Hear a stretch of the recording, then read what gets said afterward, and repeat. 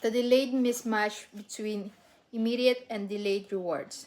The, bit- the mismatch between immediate and delayed rewards. Imagine you are an animal roaming the plains of Africa, a giraffe or an elephant or a lion.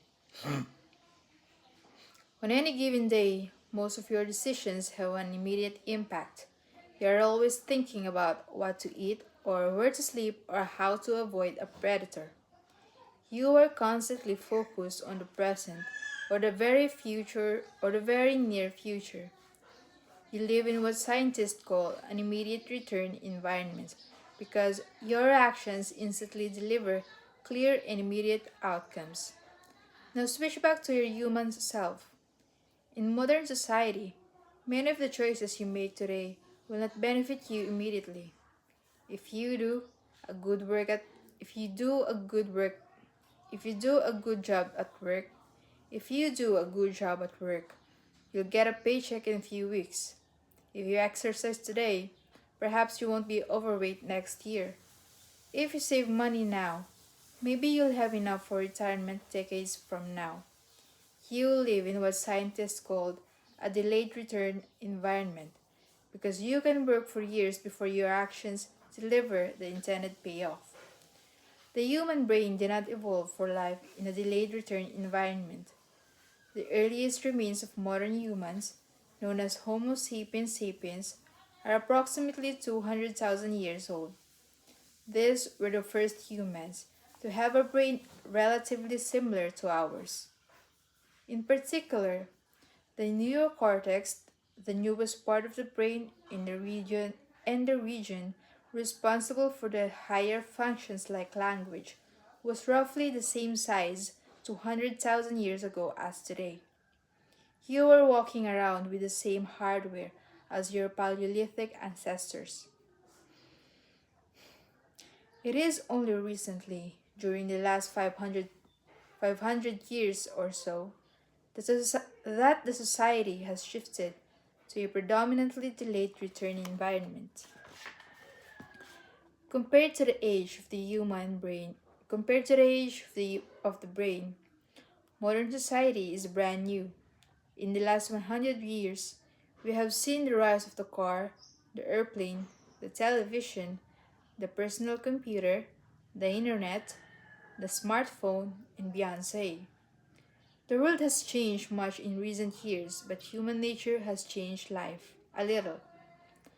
Similar to the other animals on the African savanna, our ancestors spent their days responding to great grave threats, securing the next meal, and taking shelter from a storm.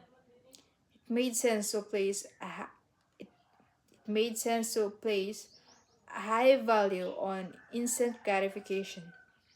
The instant future was less of a concern, and after thousands of generations in an immediate return environment, our brains evolved to prefer quick payoffs to long-term ones. Behavior economists refer to this tendency as time inconsistency.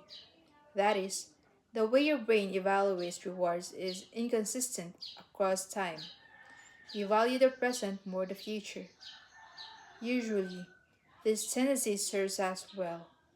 A reward that is certain right now is typically worth more than more than one that is merely possible in the future. But occasionally, your bias toward instant gratification causes problems. Why would someone smoke if they knew it increases the risk of lung cancer? Why would someone overeat when they know it increases their risk of obesity? Why would someone have unsafe sex if they know it can result in sexually transmitted disease? Once you understand how the brain prioritizes rewards, the answers become clear. The consequences of bad habits are delayed while the rewards are immediate. Smoking might kill you in 10 years, but it reduces stress and eases your nicotine craving now. Overeating is harmful in the long run, but appetizing in the moment. Sex, safe, or not, provides sex, safe or not, provides pleasure right away.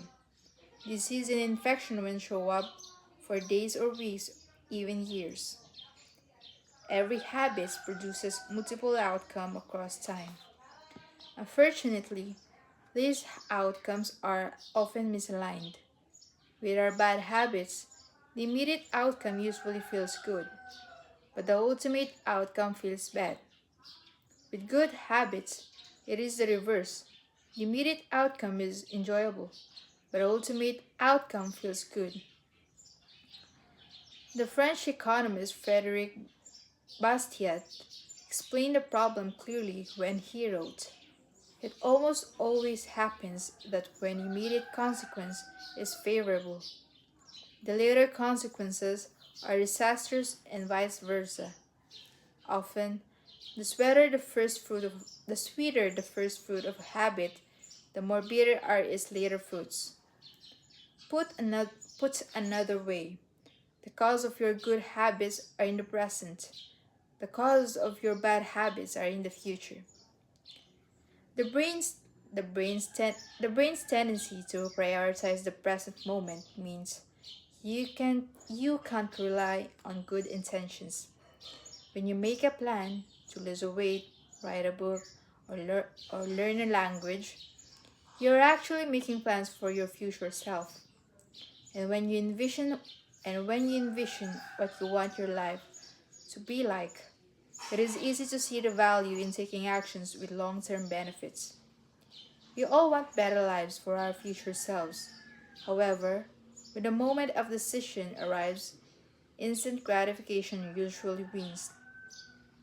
You are no longer making a choice for future you who dreams of being fitter or wealthier or happier. And you are choosing for present you. You want to be full, pampered, and entertained. As a general rule, the more immediate pleasure you get from an action, the more strongly you should question whether it aligns with your long-term goals. With a fuller understanding of what causes our brain to repeat some behaviors and avoid others, let's update the cardinal rule of behavior change. What is immediately rewarded is repeated. What is immediately punished is avoided. Let me repeat that. What is immediately rewarded is repeated. What is immediately punished is avoided. Our preference for instant gratification reveals an important truth about success. Because how because, because of how we are wired, most people will spend all day chasing quick hits of satisfaction.